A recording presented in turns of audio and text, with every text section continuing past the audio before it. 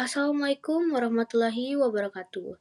Pada kesempatan di video kali ini, saya akan sedikit menjelaskan tentang kebiasaan di masyarakat yang tidak sesuai dengan ilmu kesehatan maupun ilmu kebidanan. Di sini saya mengambil contoh kasus kebiasaan mengoleskan ramuan pada tali pusat bayi. Baiklah, sebelumnya perkenalkan nama saya Meiza Ayu dari kelas 1A Prodi Kebidanan dengan NIM 2515401040.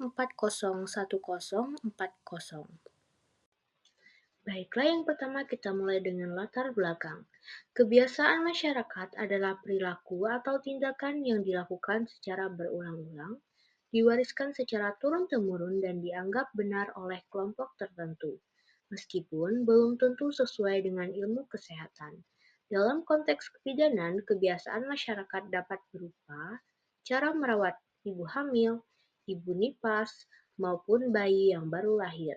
Namun, tidak semua kebiasaan tersebut aman, karena ada yang justru bertentangan dengan standar medis dan beresiko membahayakan. Salah satu contohnya adalah praktik mengoleskan ramuan pada tali pusat bayi yang baru lahir, yang diyakini bisa mempercepat proses pengeringan. Padahal, hal ini dapat menyebabkan infeksi serius maupun komplikasi pada bayi. Kemudian kebiasaan di masyarakat itu sendiri. Di beberapa daerah, masyarakat masih mempraktikkan kebiasaan tradisional dalam merawat tali pusat bayi. Mereka percaya bahwa mengoleskan ramuan tertentu dapat mempercepat proses pengeringan dan pelepasan tali pusat. Ramuan yang sering digunakan antara lain seperti minyak kelapa, kunyit, kopi bubuk, dan daun-daunan, bahkan abu dapur ataupun bedak. Kebiasaan ini dilakukan karena diwariskan secara turun-temurun dan dianggap sebagai cara yang benar, tanpa mempertimbangkan secara aspek medis. Selain alasan kesehatan, sebagian masyarakat juga melakukannya karena faktor kepercayaan, seperti menghindari bau tidak sedap atau mengusir hal-hal gaib yang diyakini bisa mengganggu bayi. Dari perspektif ilmu kebidanan sendiri, WHO dan Kemenkes menganjurkan perawatan tali pusat cukup dibiarkan bersih dan kering. Kemudian, tidak perlu diberi ramuan, minyak, atau bahan lainnya. Dan terakhir, pengolesan ramuan meningkatkan resiko infeksi di tali pusat itu sendiri. Lalu, adapun resiko dan dampak negatif dari mengoleskan ramuan di tali pusat bayi. Seperti yang pertama, infeksi di tali pusat. Yang kedua, luka bernanah, berbau, dan tidak sembuh. Yang ketiga, bayi menjadi demam, rewel, dan tidak mau menyusu. Yang keempat, sepsis pneumotorum. Yang kelima, risiko kematian pada bayi yang baru lahir. Baiklah, di sini saya ada contoh kasus.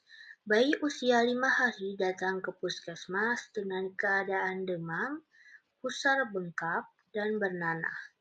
Ternyata sebelumnya orang tua bayi mengoleskan ramuan kunyit dan minyak kelapa. Kemudian dianjurkan perlu perawatan di rumah sakit.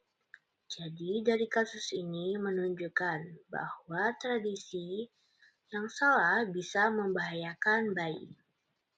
Jadi rekomendasi perawatan tali pusat yang baik adalah yang pertama, membiarkan tetap kering dan bersih. Yang kedua, lipat popok di bawah pusar. Yang ketiga, jangan oleskan ramuan, minyak, ataupun bedak. Yang keempat, cuci tangan sebelum memegang bayi. Dan yang kelima, segera memeriksa ke bidan ataupun dokter jika ada tanda-tanda infeksi. Jadi kesimpulan dari penjelasan yang sudah saya sampaikan yaitu kebiasaan mengoleskan ramuan pada tali pusat bayi merupakan salah satu praktik tradisional yang masih banyak ditemukan di masyarakat. Namun, kebiasaan ini tidak sesuai dengan ilmu kesehatan dan kebidanan. walaupun dilakukan dengan tujuan mempercepat persembuhan atau sebagai bagian dari kepercayaan turun-temurun.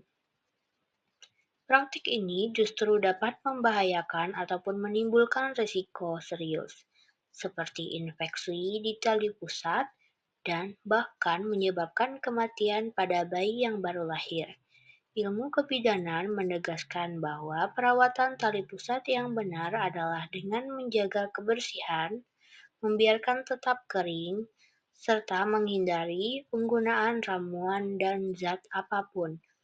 Oleh karena itu, peran bidan sangat penting dalam memberikan edukasi kepada masyarakat dan keluarga untuk meluruskan mitos yang salah dan mengajarkan cara perawatan bayi yang benar berdasarkan standar medis. Dengan adanya kerjasama antara tenaga kesehatan dan keluarga di masyarakat, diharapkan angka kejadian infeksi tali pusat dapat ditekan dan bayi yang baru lahir dapat tumbuh sehat sesuai harapan. Baik, segitu saja yang bisa saya sampaikan. Mohon maaf apabila ada salah kata, salah penyebutan, ataupun informasi yang saya berikan kurang tepat. Saya akhiri, wabillahi taufik wa hidayah. Wassalamualaikum warahmatullahi wabarakatuh. Terima kasih.